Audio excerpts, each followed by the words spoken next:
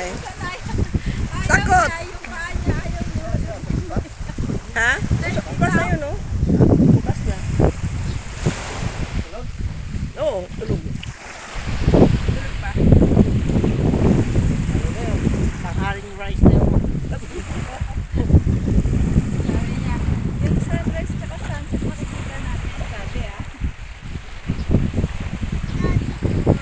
Pag-aabutan pa siya ng sunset nito. Kung magpapaabot na, Papaabot yung pa siya. sunset na lang daw. Ano, magtutuloy kung ayaw yung bumaba.